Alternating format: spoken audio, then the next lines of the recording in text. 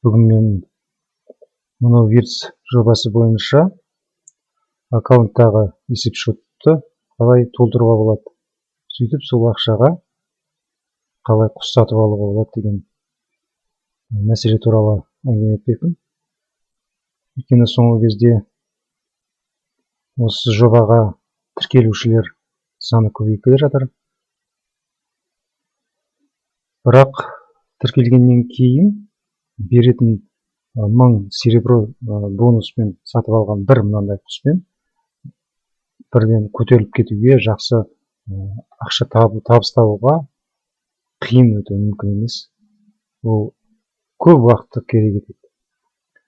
Сондықтан да тез көтеріліп, жақсы ақша табу үшін міндетті түрде белгілі бір сомада ақша салып, құс сатып алу керек болады. Сонда сіз тез көтеріліп кетесіз, тез алға жылжисыз. Өз басым сол тіркелгеннен кейін бірнеше рет сол аккаунтқа ақша толтырып, ақша салдым, сөйтіп құс сатып алдым.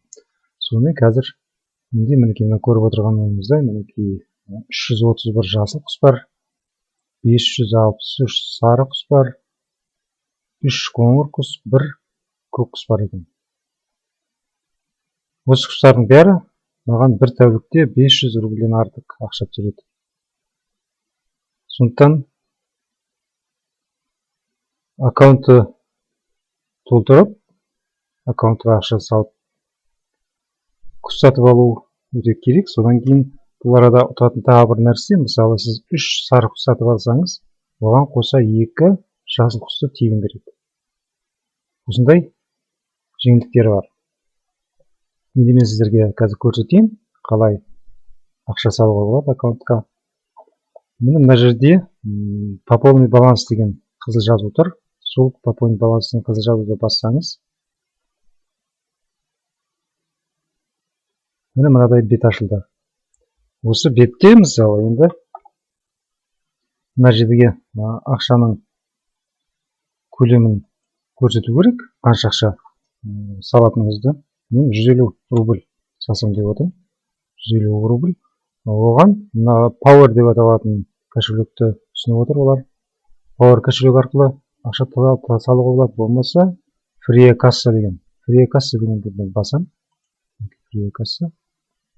Free кассаның көп тегін жаңағы мүмкіндіктері бар, мінекей сервистері бар. Міне сол Free касса деньги, Яндекс деньги дейді, PayPal дейді, мысалы виза картамен жасауға болады екен. Оның ішінде міне Kiwi кошелекте бар. Сондықтан да мен осы Free касса арқылы ақша салсам деп отырмын. Мына жерге толтырамын, мінекей 150 рубль. Сөйтіп пополнить баланс дегенді басам. Вы получите 15 000 серебро дейді. Міне мынадай бет ашылды. Пополнить баланс дегенді басам. Енді осы жерден Kiwi кошелекті басып, арна қарай жалғастыруға болады. Дегенмен мен осы жерден үзіп, басқа бір өзімнің кошелегіме кіріп, қазір кіру қажет болып тұр. Мен қазір өзімнің кошелегіме кіремін. Мінекей мынау менің Kiwi кошелегім. Менде бар бағаны 15 рубль бар екен. 150 рубль саламын, 15 рубль бар екен. Сондықтан менің теңге кошелегім де бар астында, мінекей көріп тұрсыздар, мінекей 4 кошелегім бар, теңге бар екен, 1611 теңге бар екен, 15 рубль, сосын доллар кошелек бар екен, есепшот бар екен. Мен қазір мынада басып, работа со счетами деген жазуды басам. Мынадай бет ашылды. Енді мен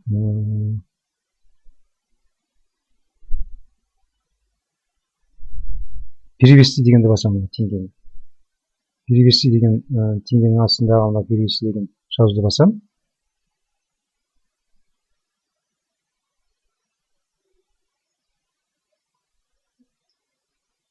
Мынадай бет ашылды. Перевод между счетами дейді. Мінекей. Со счета теңге, со счета на счет рубль дейді. Мен қазір мына жерге суммасын қоямын. 100 50 рубль деп қоямын. 150 рубль маған жетеді.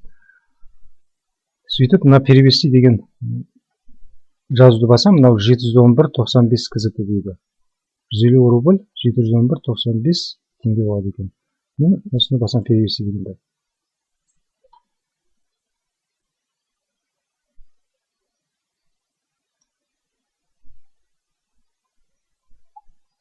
Подтвердить дегенді басам.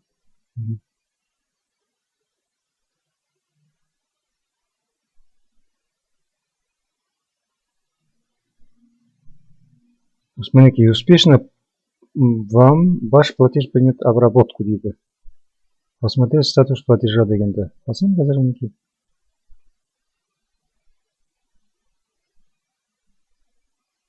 Мінекей, сонымен мына жерде 165 рубль тұр менде. Енді мен 150 рубльді аударуыма болады екен. Ешқандай қиындықсыз. Міне мен енді мынау бетке қайтып келдім. Енді мінекей 150 рубль пополнить баланс дегенді қазір басам.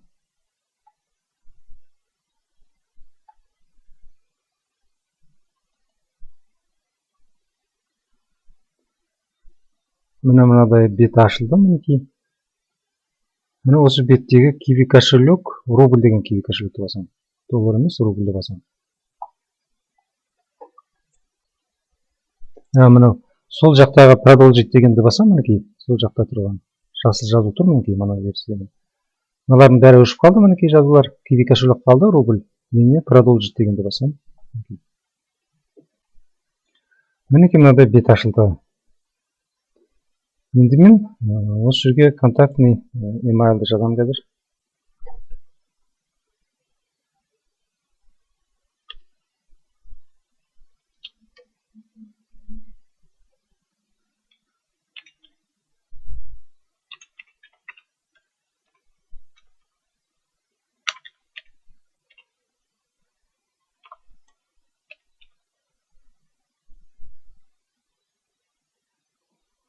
Оплатить дегенді басам қазір мінекей.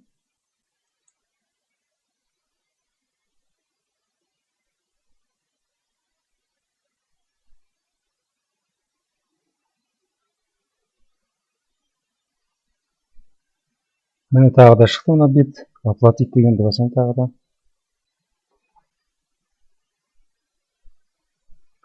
Мінекей 164,47 рубль дейді. С учетом комиссии дейді. Менде 165 рубль бар. Сонымен мен перейти к оплате дегенді басам мінекей.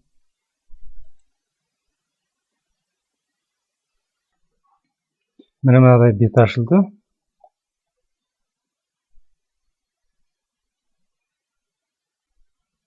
Міне мына жерде жазып отыр. В вашем кошельке есть счета, ожидающие оплаты деген. Посмотреть дегенді басам қазір.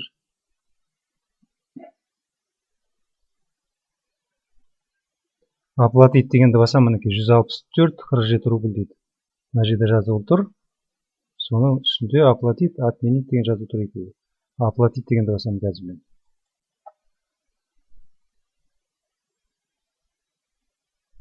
Міне мынадай бет ашылды. Оплатить деген жазуды тағы да басам.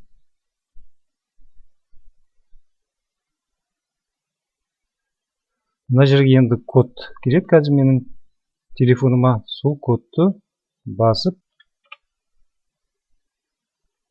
Мінекей мен кодты қойдым, телефоныма келген. Енді подтвердить дегенді басам. Міне ақша төленді. Мына жерде жазу шықты мінекей 11, 15, 11, 14, 11, 2015 дейді. Ақша төленді, ақша аударылды деген сөз. Мына жерде менде 0,53 рубль қалыпты. 53 копейка қалыпты. Енді мен қазір жаңағы аккаунтқа кірем. Міне мен аккаунтыма кірдім қайтадан. Менің есеп шотында мінекей 15.113.62 дейді. Алдында 113.62 серебро болған, енді 15.000 түсті мінекей. Сөйтіп мен осылайша ақшамды өзімнің аккаунтыма салып толтырдым. Енді осы ақшаға қазір құс сатып алуға болады. Мысалы, қазір ол үшін купить птицы дегенді басып, мінекей.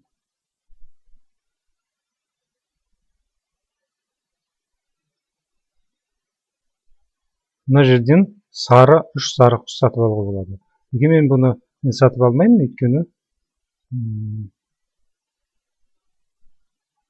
маған әзірге сатып алудың қажеті жоқ. Сөйтіп, осылайша сіздер аккаунттағы есеп шоттарыңызды Kiwi кошелек арқылы толтыруларыңызға болады. Сөйтіп, соған құс сатып алуға болады.